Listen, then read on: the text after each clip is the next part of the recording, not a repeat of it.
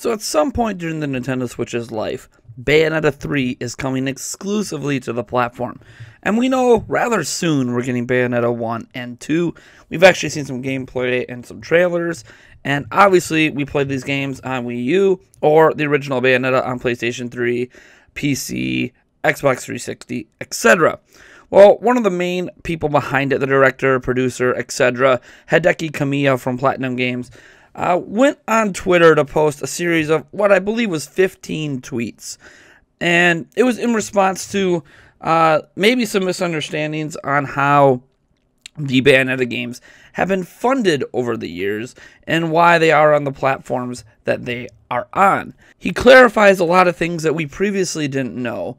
And maybe it's a response to some hate that Platinum Games has kind of gotten since Bayonetta 2 became a Wii U exclusive. I don't know. But let me just get to his words, and then we will discuss them after the fact. I've got something I want to tell you all.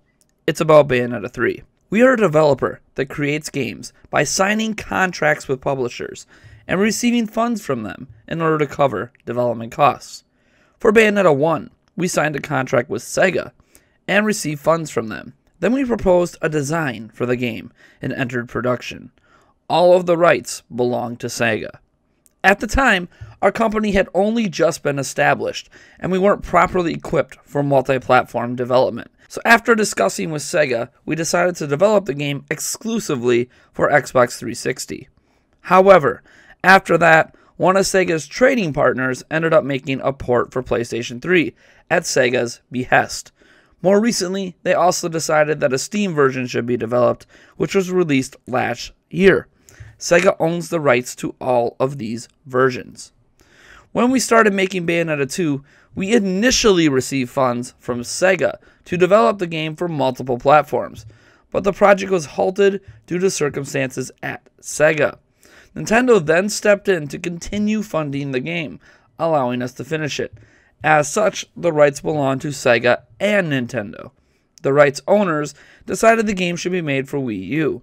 Nintendo was also kind enough to fund a port of Bayo 1 for Wii U, and they even allowed us to use the Japanese voice track we created for the Wii U version in the PC version of Bayo 1 as well.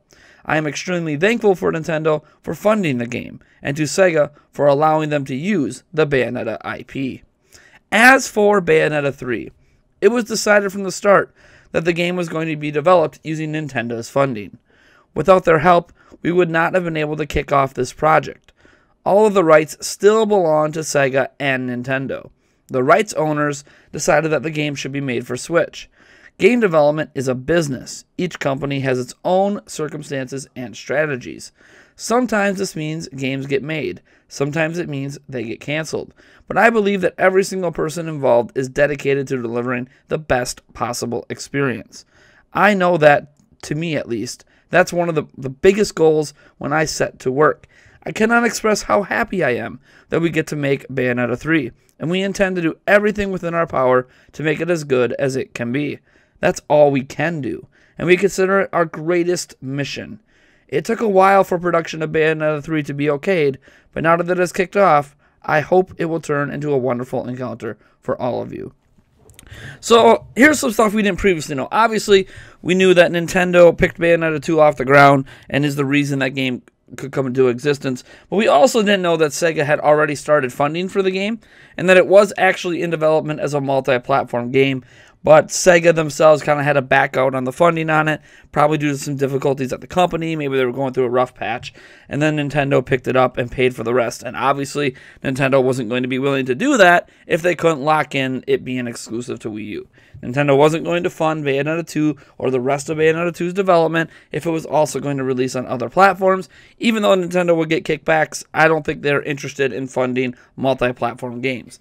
Now, that being said, it's very interesting that Nintendo and Sega still kind of co-own the rights for Bayonetta 3. And I think this is because Sega, I think, owns the overall Bayonetta property. We obviously attribute it to Platinum, it's their original idea, and there are the developers behind it. Sega is the one that funded the first game, so Sega themselves likely own the Bayonetta IP, not Platinum. Platinum is just the developer of the IP. So, obviously, Bayonetta 3 would still have Sega attached to it because Sega would have to okay Nintendo funding it. And obviously, they would have to jointly agree that it would be a Switch exclusive. Obviously, Nintendo wasn't going to fund it if it wasn't a Switch exclusive. But what's cool is that Bayonetta 3 is 100% funded by Nintendo. So it's kind of a risk for Nintendo. Because Bayonetta 2 didn't sell like crazy. It sold okay.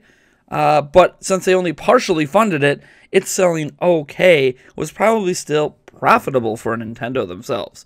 Bayonetta 3, on the other hand, is kind of a risk because it's a game that is unlike anything Nintendo offers, and they fully are funding it. We don't know how much it costs to make Bayonetta 3, but we do know, at least from the sounds of it, that it actually took a while for production of Bayonetta 3 to be okayed. Basically, there's probably some debate between Platinum and Nintendo on how much funding this game was going to need, how long it was going to take to develop, and all that stuff. All that finer print details, because obviously Nintendo doesn't want to fund something that is going to cost, say, $100 million. We don't know how much it costs to make this game, but let's throw out the $100 million mark, which I highly doubt it costs that much. Nintendo doesn't want to invest that if they can't get certain guarantees that the game can be made within that budget, and then presuming that they can, sell enough copies to make that money back. And I think they got to sell a little bit over 2 million copies or so to get their money back. So it's going to be interesting to see what happens with Bayonetta 3. What I am happy with in hearing all of this is that Platinum Games is extremely dedicated to making the best possible Bayonetta game they can in Bayonetta 3. And Bayonetta 1 and 2 were fantastic games. Some of the best action games in their genre, or the pinnacle of the action game genre. So I am really excited to see where this goes in the future. And I want to hear your guys' thoughts on this. It's kind of an interesting week because first we had some background from Ubisoft on how, where our money goes and how they're making their revenue, digital and physical, blah, blah, blah. And now we have background information on Bayonetta 3, Bayonetta 2, and Bayonetta 1, and why they were on the platforms they were on, and how the funding went. And I'm just thrilled that we're even getting Bayonetta 3 because Bayonetta to me is one of the best new IPs to crop up in the past decade. And I really hope that Bayonetta 3 isn't the end. There's a 4, 5, 6. Assuming that they have plans for this, I'm just thrilled. I'm super happy we're getting this game. I don't care that it's Switch exclusive, but hey, you know what? Another feather in the Switch's cap for something that other consoles cannot have. Anyways, folks, I am Nathaniel Rufflejans from Nintendo Prime, and obviously, if you can't tell, I am getting a cold. My voice is a little raspy today. It's part of the reason I'm not on camera. I don't exactly...